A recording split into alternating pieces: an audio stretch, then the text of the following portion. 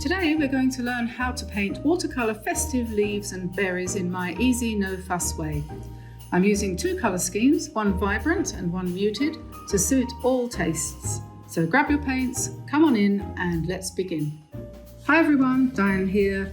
Let's get started straight away on our watercolour painting for Christmas, which is some leaves, seasonal ones, cold press paper, watercolour paints. This happens to be Paul Rubens, and a brush. What more can you ask for? Let's get into it. I'm going to use a vertical format for this one, and I'm going to use one colour, just one colour in this painting, and then we're going to go on and do a really vibrant one after that. And this is going to show you, a way of drawing and painting holly and fir and berries. Okay, so I'm going to do it fairly loosely because that's my style. The colour I was thinking of using is Cobalt Turquoise Dark. So I'm going to put some of that in my palette. I'm going to pick it up from the pan because I can't really work from there. So I will have to occasionally refill my pan over here. I'm probably going to mix that with a bit of burnt umber, I think, which is this colour here, to make it more muted, like that. It doesn't matter what kind of muting you have. We can try that out on a piece here. I'm practicing, you see. Yes, I think that's pretty much what I want. Just some sludgy colour to make us think of Christmas. The second one I'm going to do will be more traditionally vibrant. Okay, so I'll probably sketch it a little bit first. And we're going to say, okay, we have a bunch here of holly, and holly is easier to draw than you think. And we will do two pieces here like this, and just take your time over it and it won't be difficult. And then we'll have another one up here, and maybe another one here, and then maybe another one here, and here, scrunchy one. There we are. So that's the holly, and down here we'll probably have a piece of fir. I'm not going to bother to draw in all of the needles. We'll do that in a minute. Maybe we'll have another bit sprigging out there. Perhaps we'll have another bit of holly over here. Doesn't really matter what the leaves are. And if you just feel like doing splodges and then drawing the leaves in afterwards, that's okay too. And up here I'm going to put a piece of, I don't know if this is eucalyptus. I found this leaf online. You don't have much in the way of leaves here, I'm afraid, in Cairo at this time. Well, yes, you do. What am I talking about? I don't have many because I don't have a garden here, so that's the thing. And, I'm kind of a little bit annoyed about that. But never mind. So up here, we're going to put some berries. And we're going to join the berries to the central stem like that. And so that's okay. And then this is fir. I'm going to have another fir over here, I think. Nice little coat down here, probably. Something like that. And I don't know. We might put a bit more fur over here if we're feeling like it. So should we start at the very top or should we start at the bottom? Let's start at the top with these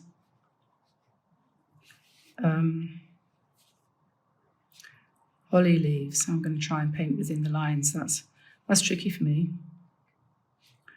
But I'm using a Meeden quill brush, which I might swap halfway through if I get annoyed with it, if it doesn't work right. But, and I'm going to try and think of things to say as we go along. Say about art and other things. I'm going to try and make this one a little bit darker, so we'll put a bit more burnt umber in there. And just drop that in.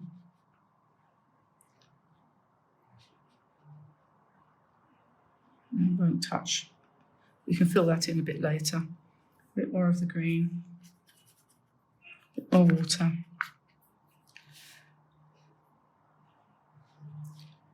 Funny thing about watercolour paintings, isn't it? They never look like anything at all when you start them. Quite often they look like nothing on earth when they're finished. But yeah, seen a few online. And of course, our friend artificial intelligence, the people who have access to the really competent art generating software, which is done by AI, are producing paintings which look like watercolours, but if you were to try to copy any of them, you would be tearing your hair out in no time because they're too perfect. I'm just going to drop a bit more dark in there. There is only so much that you can do with water, a brush, and a bit of pigment. And our friend AI can do much more. So watch out. The bot's about. Make sure that the channels you're watching on YouTube are not... Oh, dear. Shut up. Don't keep going on about the same old. It's boring. So we'll talk about something else. I'm not sure what, but add a bit more dark up here, I think. Definitely going to use a bit of pen on this to sharpen up the points. No way out of that. So we'll go back to our green, and I'm going to do some that's not got any black in it, just for contrast. This is the turquoise cobalt green light. And we'll start off with the berries. No, we won't. We'll start off with the leaves because they use up more. I don't know if this is eucalyptus. I think it might be. Tell me, please. I know it's not ginkgo. So it doesn't matter what it is really, does it? Come up here and paint the berries.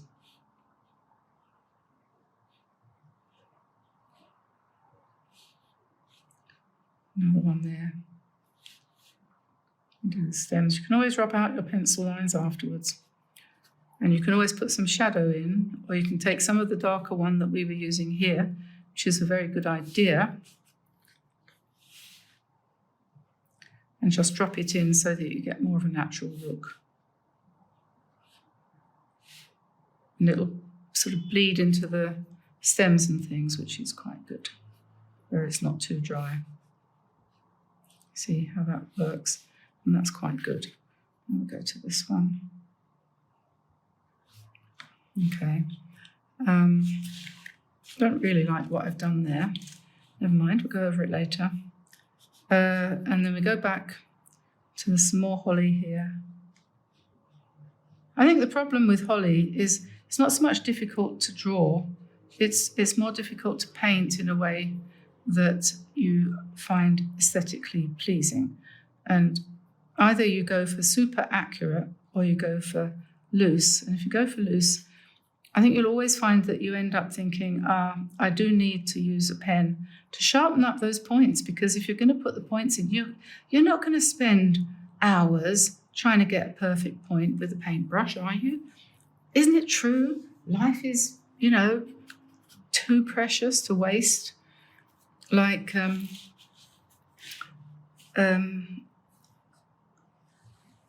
we used to say, us followers of Shirley Conran, life's too short to stuff a mushroom, and life is definitely too short to paint perfect watercolours. I've got a camera for that. So just drop some more dark in there and perhaps flick it out a bit more.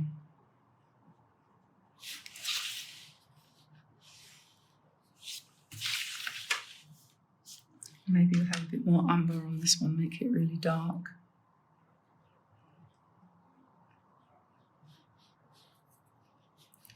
Yeah, I'm definitely going to come in with a pen on this, and I think it'll improve it. Might even put, I don't know yet, but I might even put some gold or something in here.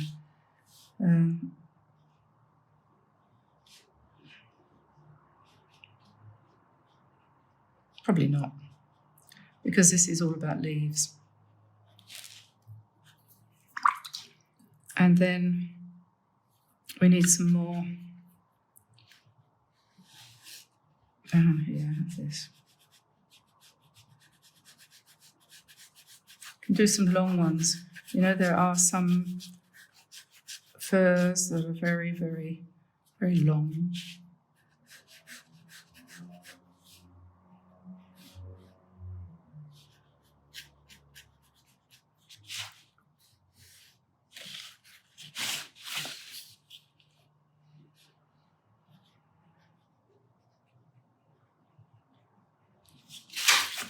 And if you want to stop with the detail, when you get down here, you can just do some sort of blobby fat ones. Something like that.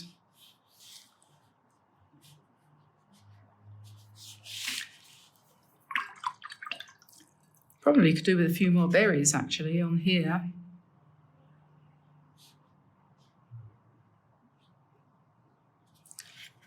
I don't know if they normally grow all the way down the stem, but that's what they're going to do here. We'll be coming home next weekend, that is to say this weekend. Yeah, back to France for the time being. And so we'll be flying out on Sunday, that's right. So I'm just putting some shadow in places. I'm not trying to be too accurate because what's that mean? Okay, so we have our basic outline and I'm going to get a pen. And which one shall I use? I think I'll use one that doesn't go thick and thin. That one does. And liner 2, maybe that'll work. Okay, so we'll start off up the top. Oops. Put a little dot in the berries and I'm going to go round and round.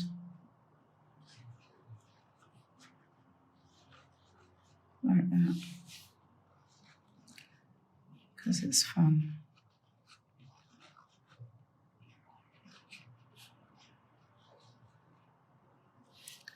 And then come down here and let's go round. Let's call them eucalyptus for the time being, but it really doesn't matter what they are. We go round the leaves, go outside of where you've painted.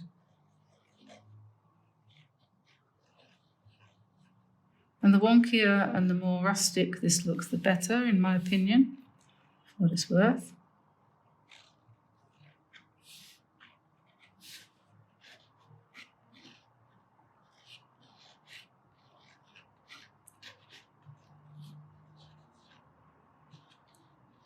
Harking back to the original reason for having watercolour, which was to colour in drawings, you know, that's what it was invented for. It wasn't invented for great works of art. It wasn't invented for anything like that. It was invented for sketching, colouring in your sketch so that you could go home and turn it into a wonderful work of art.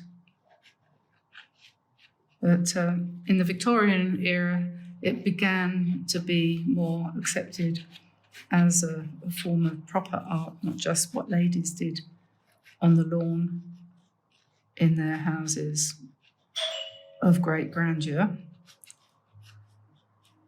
That was the doorbell. I'm not going.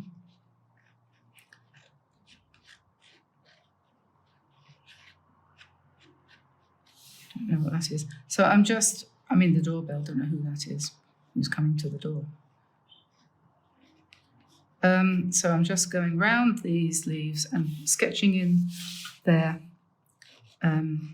veins as well as, you know, the centre vein. This one was a bit dramatic. It's always the first one, you know, of course it is, because you've not warmed up properly. So a sensible thing to do is to have a little quick warm-up before you start. Otherwise you end up wasting a whole piece of paper because you have to start again. So just find some scrap paper and have a little bit of a warm-up. I have to admit, this is my favourite part, the line work. It really is. I prefer this.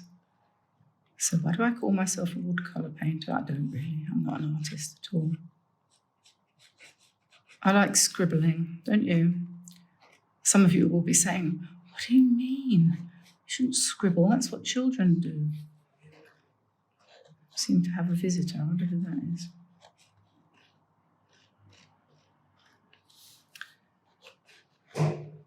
Keep going, keep going. Okay, this is not looking too bad, actually. I'm going to go down the bottom here, and I'm going to put in some reinforcement, especially in the centre line for the pine. These ones are meant to be longer needles, so I'll make them long. Scots pine, is it?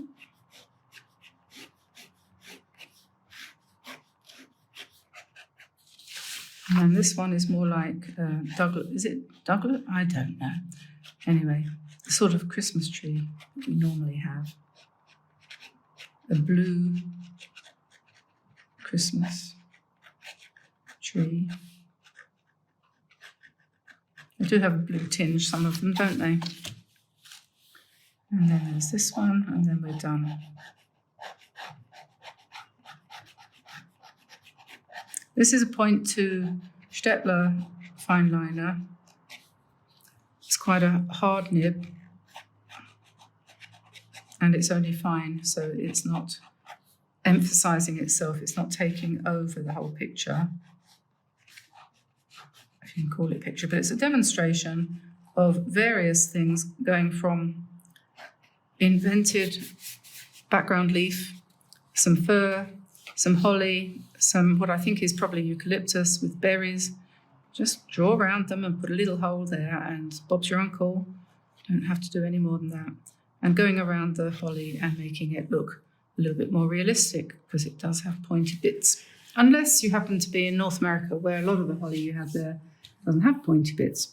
So there's the end of that one. And now the second one is going to be more vibrant, I hope. So I will turn you off for a second, and I'll be back when I've got myself set up.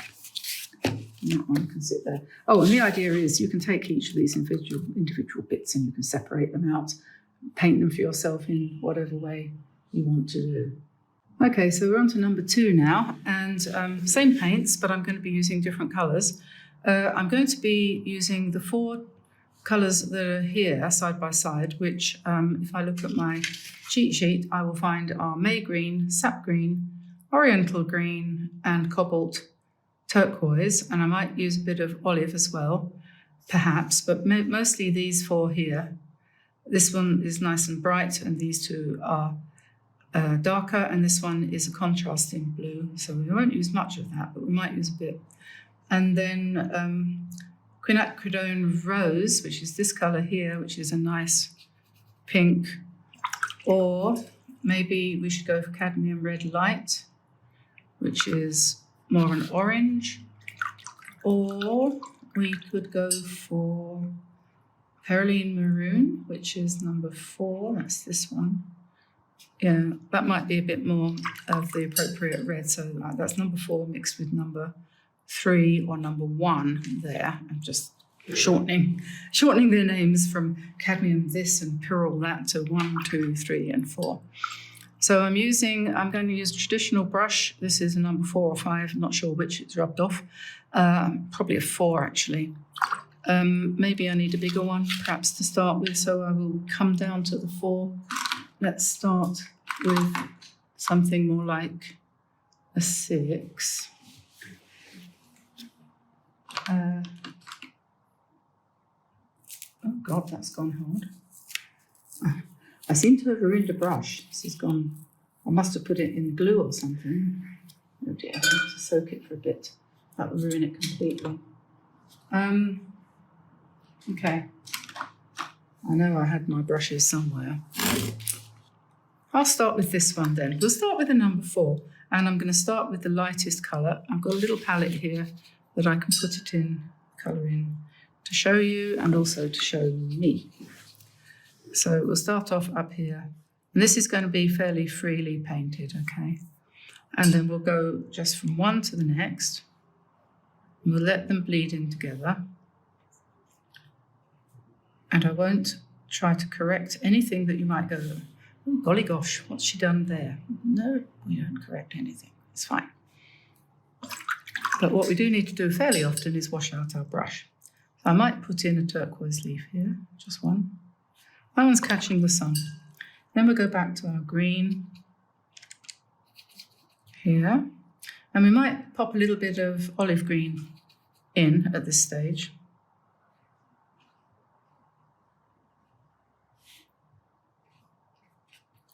Let's put a biggish one there and tint it with a bit of turquoise. Perhaps we'll draw the line down a little bit here. Maybe we might want a biggish one. What have we got now? Just mixing all the greens together.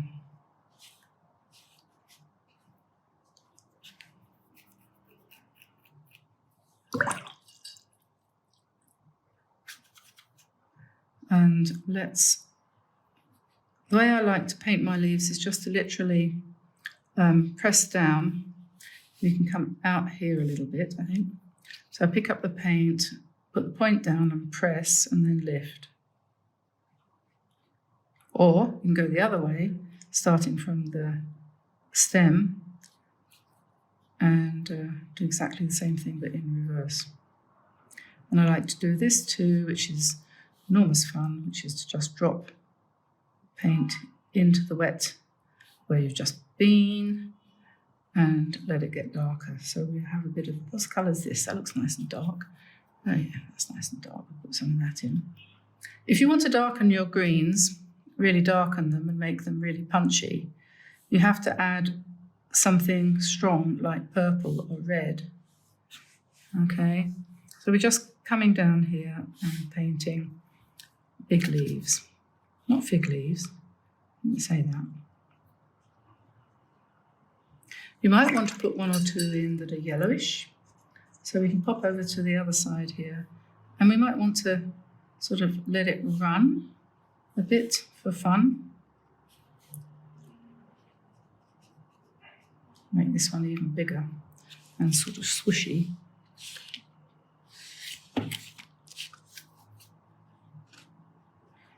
If I were to add, let's say, indigo, that is 1, 2, 3, 4, 5, and 1, 2, 3, 4, 5, is that it?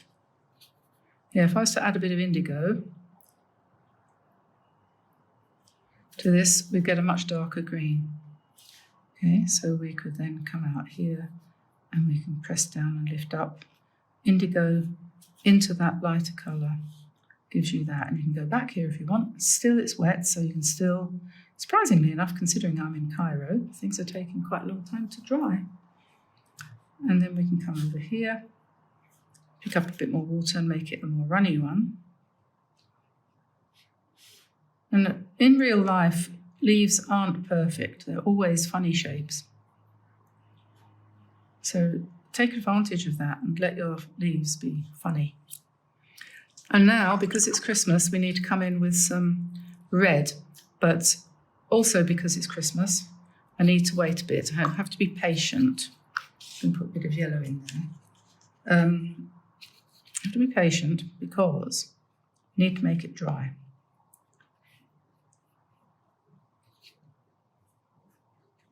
Can't put the red in, otherwise we'll end up with a big spludge like this. Can't put the red in until the leaves are dry. So what we can do while we're waiting is we can take a sharp object, not too sharp. I'll tell you what we'll do. This is a glass dip pen. See, I don't know if you can see that. She's got a fairly sharp end to it, and that will give us the opportunity to scratch some of our veins in while this is still wet. Okay, so we can scratch them in. Sometimes they'll go darker, sometimes they'll go lighter, depending on how much the paint has dried.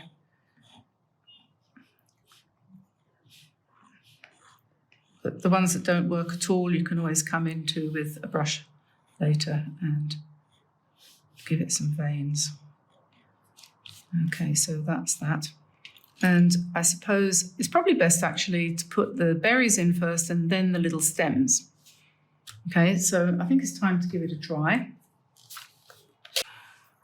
So we said we would use cadmium red, I think, mixed with Perylene Maroon, wasn't it? That's number 4. To give us a nice rich red. Let's see whether that is the colour we want. Well, I think that will do. It could be a bit more orange, so we could add a bit more of that. Yeah, I think I'll go with that because I'm going to add some black in for the dots either end. So something like that. Maybe pick up a bit of this mauve, stick that in there. Not mauve, what colour it is. It's dark red, isn't it? Okay. So I've left lots of spaces all around, and so for example we can put berries in here, we can put berries in here, down here, over here, and I'm going to put lots of berries because berries are fun. Okay, so let's start, where should we start? We start here, why not?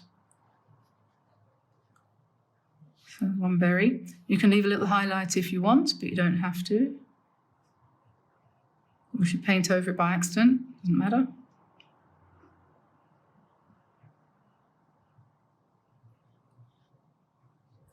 Make sure you make them different sizes, if you can, possibly.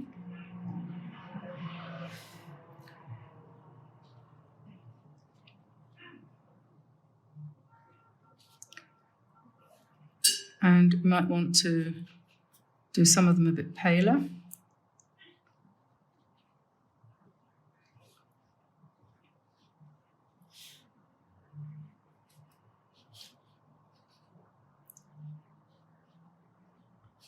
You can join them up. You don't need them to all be separate, so you can join them up like that.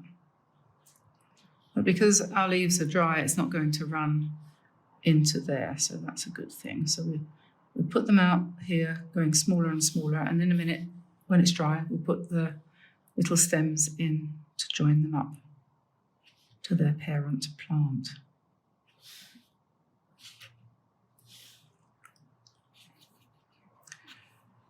And we're going to have some more over here.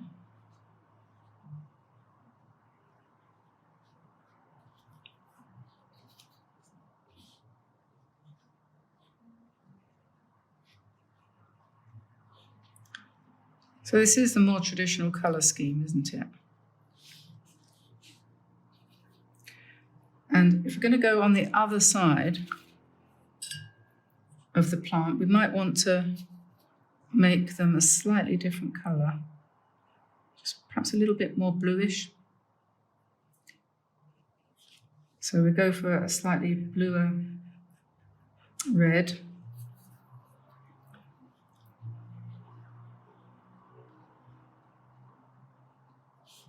Because, you know, the light's coming from that side.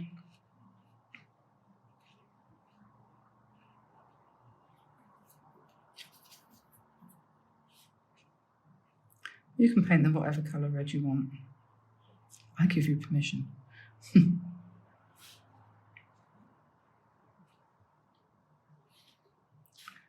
put some down here, I think.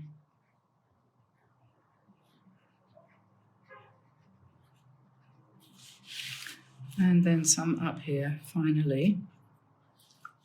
Try not to put my hand on any wet paint, which is my famous faux pas. That's probably enough, isn't it? And now I'm going to take a small brush, if I can find one. And where my brushes have gone. I think this one probably will do. And we'll get some dark brown. So we've got Van Dyke brown and we've got burnt umber. Burnt umber is probably even darker than Van Dyke. Yeah, it's almost black. So that's okay. So now we need to think about how these join together. So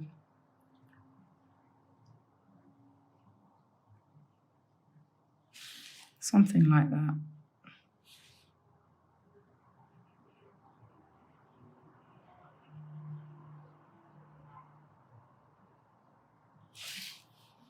This one's tricky.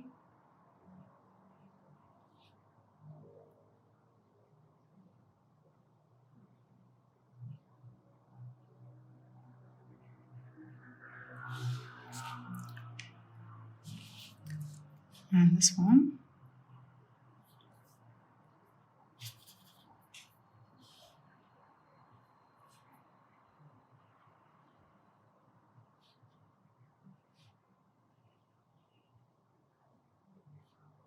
Could put a bit more red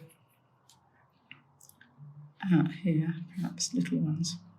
Perhaps not even really connected.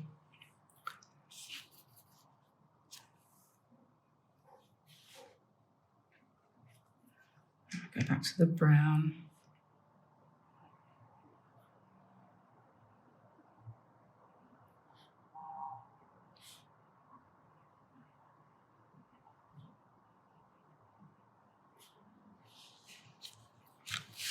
And then finally this one here, so we're going to take him in here. Okay. Now, one more thing, slightly, we want to go back to our dark green, darken it up a bit more, perhaps with the burnt umber or, what colour did I say? Yeah, burnt umber. And we'll just put in a few extra veins.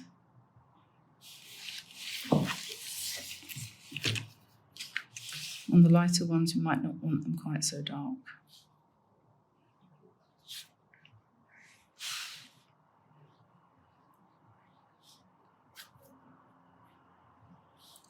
Some places you might want to add a little bit of extra shadow.